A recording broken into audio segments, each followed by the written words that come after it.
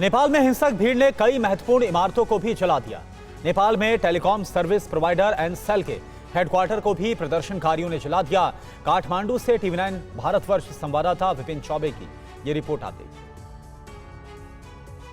हम इस वक्त नेपाल के काठमांडू शहर में हैं और किस तरह से प्रदर्शनकारियों ने पूरे शहर को आग के हवाले कर दिया उसकी हम आपको तस्वीर दिखा रहे हैं। इस वक्त हम जहां पर खड़े हैं ये थामेल से आगे का इलाका है और यही इलाका संसद भवन की तरफ जाता है। और प्रदर्शनकारियों ने न सिर्फ गवर्नमेंट बिल्डिंग्स को बल्कि प्राइवेट प्रॉपर्टीज को भी जमकर नुकसान पहुंचाया है। ये बिल्डिंग जो है नेपाल की leading mobile network provider company Ncell है और एनसेल के पूरे हेडक्वार्टर को आग के हवाले कर दिया गया है। पूरे बिल्डिंग की तस्वीर देखिए और बिल्डिंग के प्रेमाइसेस में खड़ी इन गाड़ियों को देखिए।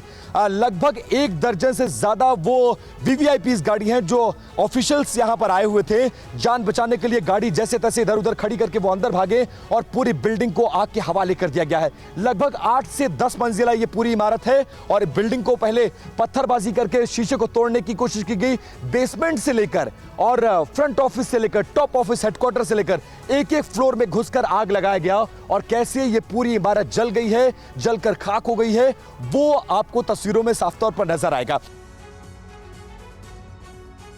और नेपाल में आंदोलन के बीच फंसे भारतीय पर्यटकों की वापसी शुरू हो गई है। देखिए भारत नेपाल बॉर्डर से ये ग्राउंड रिपोर्ट। तस्वीरें बिहार के रक्सौल की हैं, जो भारत नेपाल का बॉर्डर इलाका है। यहाँ पर लोगों की लंबी कतार देखी जा सकती है। ये वो भारतीय हैं जो नेपाल गए थे लेकिन अब नेपाल में आंदोलन के बाद वापस घर लौट रहे हैं। बॉर्डर पर इन लोगों की गहन जांच हो रही है। पहचान पत्र मांगे जा रहे हैं। पहचान पत्र दिखाने के बाद लोगों को भारत की सीमा में एंट्री की इजाज़त मिल रही है। गृह मंत्रालय के निर्देश पर एसएसबी ने पहचान पत्र देखकर भारतीय नागरिक को भारत में, वहीं नेपाली नागरिक को नेपाल में दाखिल होने की इजाज़त दी। भारत के विदेश मंत्रालय ने नेपाल में प्रवासी भारतीयों की आबादी लगभग 7 लाख होने का अनुमान लगाया है। इसके अलावा सीमा से लगने वाले भारतीय राज्यों के लोग बड़े पैमाने पर घूमने भी नेपाल जाते हैं। वहीं नेपाल में अशांति को देखते हुए भारत नेपाल सीमा पर अलर्ट जारी किया गया है।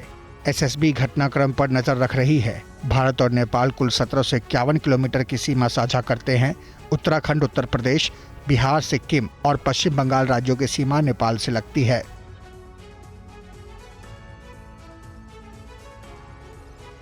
पड़ोसी देश नेपाल में भड़की हिंसा के बाद कई पर्यटक वहां फंस गए हैं, जिसमें महाराष्ट्र के तकरीबन 150 लोग शामिल हैं। नेपाल में अभी शांति है लेकिन हालात अभी भी तनावपूर्ण हैं। सोशल मीडिया बैन और करप्शन के खिलाफ भड़की हिंसा के दौरान प्रदर्शनकारियों ने संसद से सड़क तक हर जगह तोड़फोड़ और आगजनी की। राष्ट्रपति कार्यालय को भी कब्जे में ले लिया और राष्ट्रपति कार्यालय में आग लगा दी, जिसके बाद पूरे देश में कर्फ्यू लगा दिया गया है। सेना की तैनाती की गई है। इस बीच महाराष्ट्र के 150 पर्यटक नेपाल में फंस गए हैं, जिन्हें सुरक्षित वापस लाने की कवायद हो रही है। महाराष्ट्र के उप मुख्यमंत्री एकनाथ शिंदे ने नेपाल में फंसे पर्यटकों से फ़ोन पर बात की और उनकी सुरक्षित वापसी का भरोसा दिया। नेपाल में अभी पब्लिक ट्रांसपोर्ट बंद है, जिसकी वजह से लोग काठमांडू, पोखरा, हिठौरा जैसे शहरों में फंसे हैं। उन्हें लौटने में परेशानी हो रही है, लेकिन जो लोग बॉर्डर के आसपास हैं वो पैदल ही लौट रहे हैं।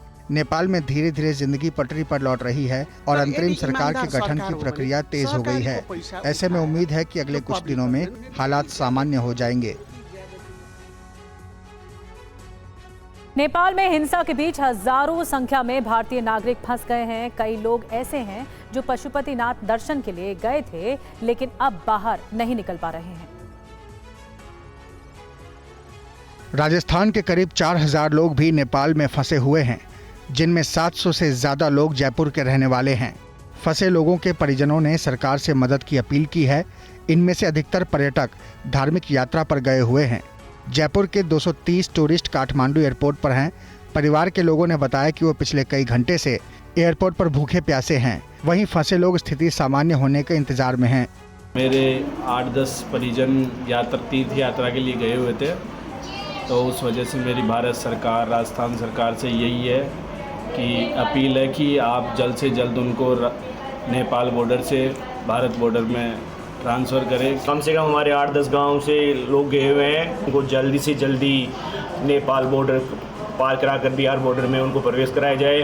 राजस्थान पुलिस ने नेपाल में फंसे भारतीय नागरिकों की हेल्प के लिए एक विशेष सेल बनाई है। पुलिस ने 24 घंटे और 7 दिन हेल्पलाइन और व्हाट्सएप नंबर जारी किया है।